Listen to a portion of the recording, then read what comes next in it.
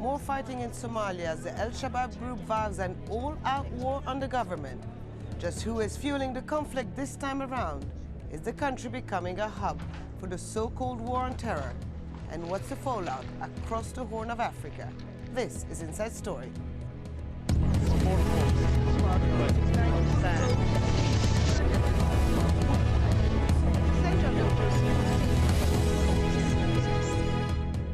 Hello and welcome to the program. I'm Hod Abdelhamid. Somalia's spiraling instability has reached the capital. Last week, anti-government forces surrounded Mogadishu, prompting violent reaction from African Union troops. The government says it is fighting back, but with opposition groups controlling most of the country, the government could be facing a losing battle. Bethan Howe reports. There were celebrations on the streets as Ethiopian troops left Somalia 1 year ago. With a new president in charge, many thought January 2009 spelled a new beginning for Somali security. Just over a year later, and thousands are fleeing the violence in Somalia's capital, Mogadishu. Just last week, scores were killed and injured in fighting between African Union troops and staunch supporters of the anti-government group al-Shabab. We're prepared to fight a holy war, and we'll annihilate those who damage our nation. We'll rid Somalia of them. The country hasn't had an effective government since its dictatorship was toppled in 1991. Warlords took control until the Union of Islamic Courts united to bring them down in 2006. But their control lasted just 6 months before Ethiopia invaded. The transitional government, which was established following the Djibouti conference back in 2004, has been headed by President Sheikh Sharif Sheikh Ahmed since last January. Since then, fighting has erupted between al-Shabab, pro-government troops, and the most recently formed Hizbul Islam. They all want Islamic law for Somalia. But the opposition groups want a stricter version of Sharia than the transitional government, and see the president as a traitor whose position is backed by the West. Now Sheikh Ahmed says a new offensive is about to be launched against al-Shabab. The armed forces, with all the government departments, promise the Somali people to free the country from the Shabaab movement and al-Qaeda. As they do not serve the country or the religion, they bring in alien ideologies. The group controls around 3/4 of south and central Somalia. But the fighting is not confined to the capital, as rival groups wrestle for control. Leaders of the anti-government groups blame outside influence for destabilising Somalia. They claim Ethiopia, Eritrea and the West all have interfered in the interests of the country. And Western governments have been warning that Somalia has become a hub for terrorism, with al-Shabab on the United States list of terrorist organisations. Local feeling is increasingly against the African Union troops stationed in the country. The government may have plans to tackle al-Shabab, but even if it wins, that is just one battle in Somalia's ongoing struggle for peace. Bethan Howe, Inside Story.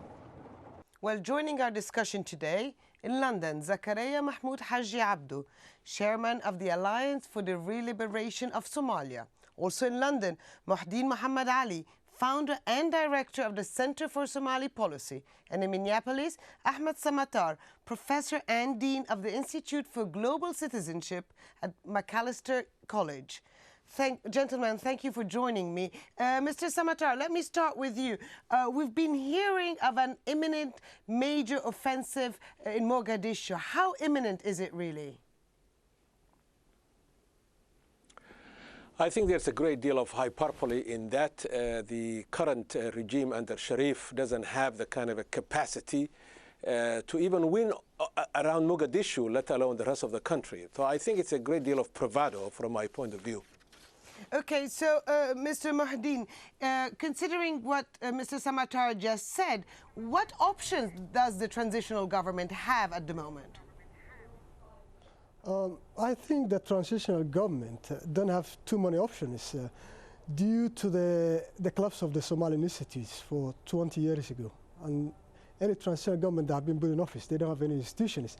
So this transitional government was built in the back of the collapse of the Union Islamic Courts, and it was created in Djibouti. So when they come back to Mogadishu, they didn't have any institutions. When I say institutions, you mean police force or army services or any security in the country. So they have to start from scratch. Starting the situation in Somalia from scratch is a very, very difficult job to do. It's a monumental task. And I think that Sharif and his government, they have a very, very difficult job in their hands. And I think al-Shabab have been a strong side in this conflict for the last couple of years. And if they don't have any institution, I think al-Shabab will have a go at the transitional government. And this will put Sheikh Sharif's legality or legitimacy as a leader and his government into a question. And I think al-Shabab will have another hand if there isn't any institutions for Somalia, because in Mogadishu, Sheikh Sharif can use a clan militia to defeat al-Shabab. This will be seen as a counterproductive policy in Somalian tribal standards. So he has to create some form of institutions for him to defeat al-Shabab. So, Zakaria Haji-Abdi, are we then talking that here what's really at stake is the survival of Sheikh Sharif and the transitional government? Well, I don't think it's not only that. I mean, the whole Somali people are actually at stake, their survival, because this war has been going on for a long time, and the casualties are too high, and there is always, almost day in, day out, shellings from the African Union contingent there, so-called AMISOM forces. I think the problem is not only the TFG, the foreign intervention, i.e. the AU contingent and the regional countries spearheaded by the Ethiopians. These are the problem in Somalia, and unless this has been contained, I think the war will continue. The option that Sheikh Sharif has is to sit down with his Somali colleagues, with those who are fighting the al-Shabab, Hizbul Islam, and whoever else, okay, so and make reconciliation. So, Ahmed Samatar, I mean, we're talking here now in a situation where the government is battling for its own survival. But what's difficult to understand is that we have on both sides groups that are Islamist-leaning, groups that both want the imposition of Sharia or Islamic law. So where is the problem here? Is it a matter of really rivalries, personality rivalry? Yeah, I think the central problem is not so much the regional interference or the international interference, although that has something to do with the problem. The central problem is what I have called more than 12 years ago the Somali catastrophe, and that is the destruction of any sense of peoplehood as a nation, as a people, the demise of any kind of a national institutions, second level. And then the third level of the catastrophe is the absence of any kind of an elite leadership that has got the vision and the capacity to move the country beyond the last 20 years. Sharif's government is not that different from the ones that have preceded it. And I think in the final analysis, therefore, whether Sharif wins or al-Shabab wins, this war is going to continue. And then the final point I want to make is this.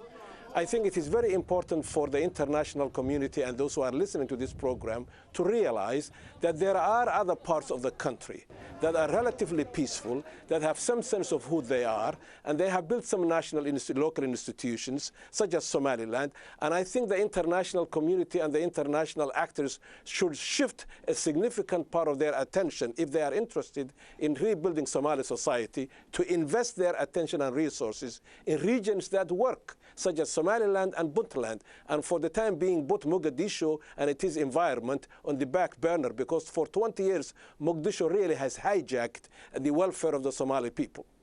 Okay, but Muhaddin Muhammad Ali, you were saying earlier that Shabaab was strong on the ground. It's certainly it's said to be controlling central and south Somalia, about 80% of the territory. Now, how do you explain that it has been able to sort of transcend the clan or tribal boundaries and gain so much support among the people?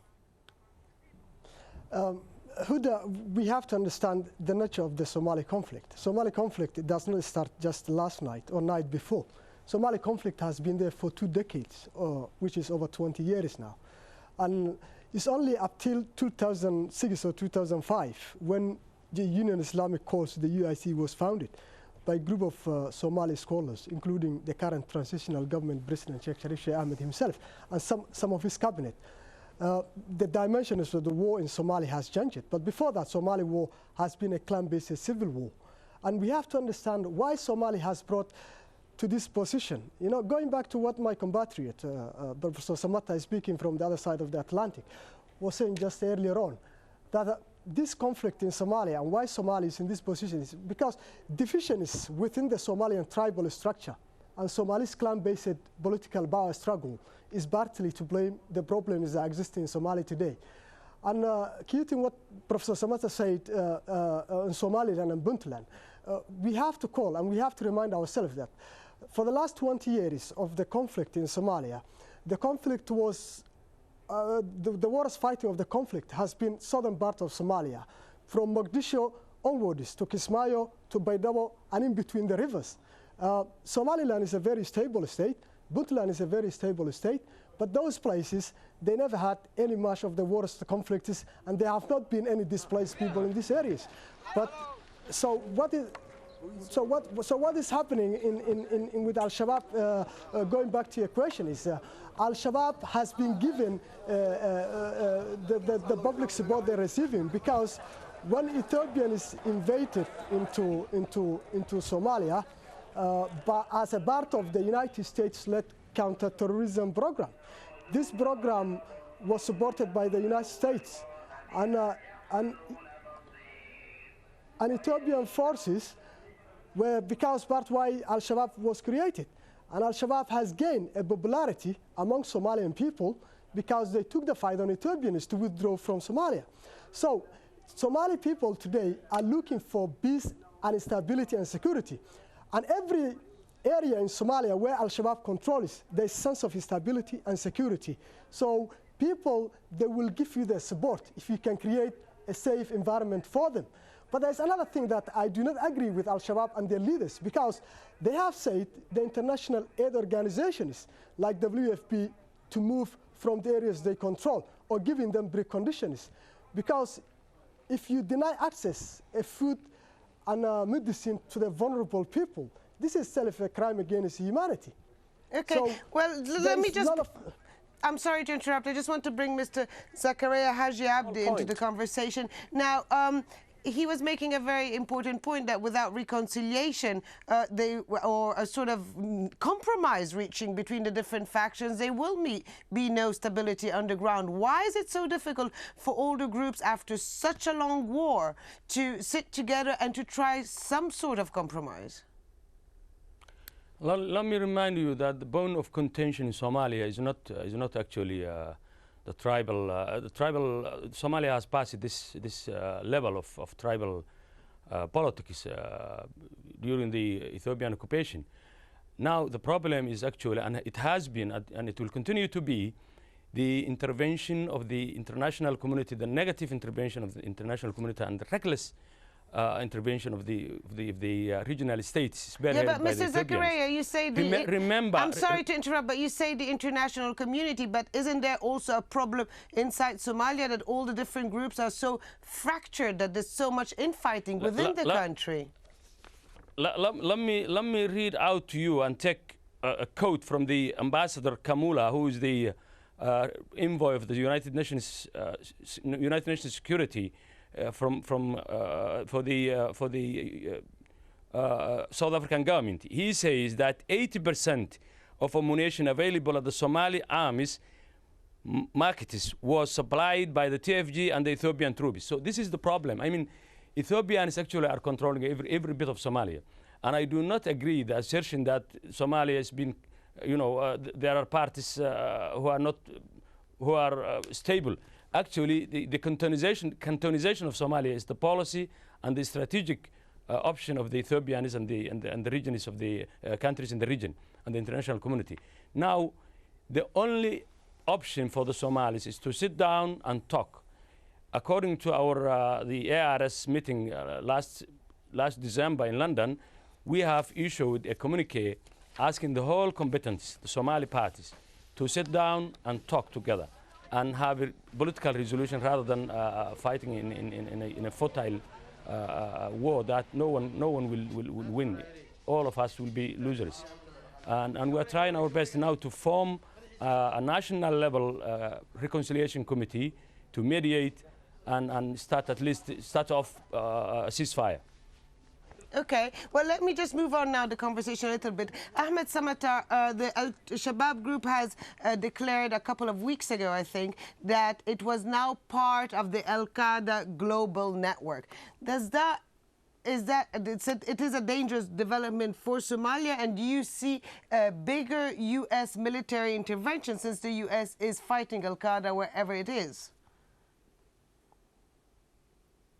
Well, it is foolish. Any thinking person who has any sense of the world around him or herself, and particularly the Somali condition, would know that this is absolutely foolish.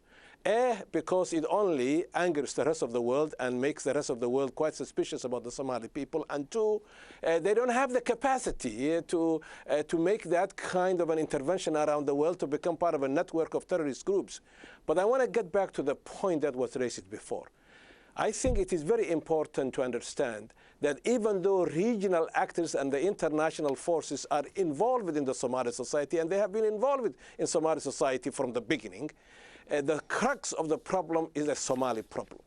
And from my perspective, after studying this for 25 years, the nature of the problem is such that the Somali elite, whether they are the opposition forces, whether they are al-Shabab, whether it is Sharif's government, the elite, Somali elite, is bent on using the state, what is left of it, or the creation of a new state, essentially as a scam, so that they can utilize for private gain the few gifts that come from the international system. We still have to see Somali elite components that really are focused on the national question. And then finally, I think it's important to note that the regions in the north, particularly Somaliland, but also Puntland, they might become part of the cantonization, as my colleague says, that the Ethiopians have in mind.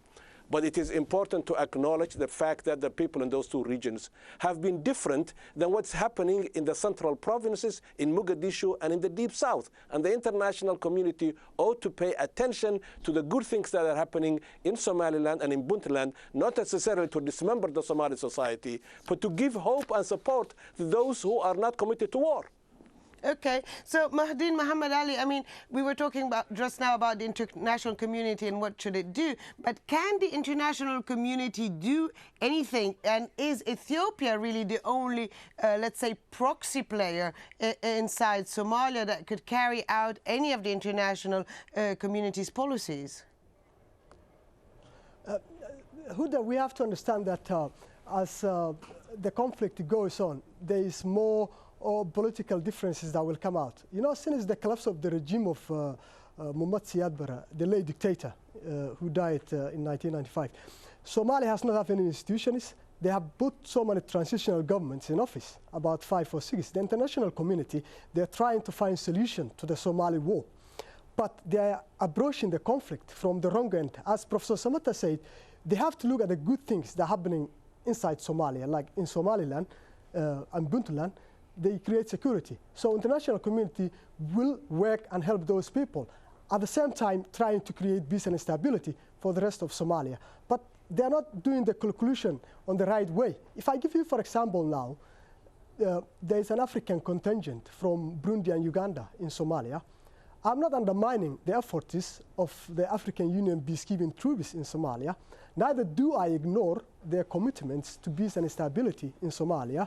But these African troops are very ill-equipped. I've said that before on this program on Al Jazeera. They're very ill-equipped and they're underfunded. When you are very ill-equipped and you are underfunded and you're trying to engage a peacekeeping mission in a compact zone like Somalia, your chances of making an impact are very, very premature. And I think these African troops in the country will not going to make any difference to what has been in hand before. So the international community, they have to take a new direction in order of solving the Somali conflict, which will be, I'm not saying demilitarization is necessary in Somalia, but Somali needs a demilitarization, disarmament, and a stabilization plan. So when they disarm the whole nation, we can have a stabilization plan, and government can only be elected on that part of a stabilization plan. But what the international community is doing is they're calling groups who are not politically active in Somalia into Djibouti every 4 years now and again, and asking them to elect a president, and they will elect somebody, and they go back to Mogadishu, and the situation will get worse. Millions of people have died in this conflict, and millions more are displaced. If you look in displacement, there's two forms of displaced people. One is the IDPs, internally displaced people, and the other is IDPs, the externally displaced people. Most of the Somalian people, they're either IDPs or they're EDPs. So majority of them, they are displaced within their own country. And there isn't any strong functioning government creating rule of law in Somalia, which will protect the welfare of the innocent people. So now, where do we go from now on? What al-Shabab holds for the future of Somalia? Yes. Okay, well, just Zakaria Haji-abdi, I mean, for a government to be able to impose security, it needs to extend really its control beyond a few blocks and the airport. Now, how does this government try to extend security across the country, and how does it build security forces when it's so when the country is so divided at the moment? First of all, there is no government in Somalia. This government, what you are calling government, is actually was a split of the ARS, and they have agreed with the Ethiopian occupation, and they have been formed in Djibouti, and they are illegitimate government. And that is the bone of contention also. Now, okay, so if the government is illegitimate, if the government is illegitimate, how do you get a government that would look legitimate in the eyes of all the people? Well, when government is legitimate, that means when it has peace with its people.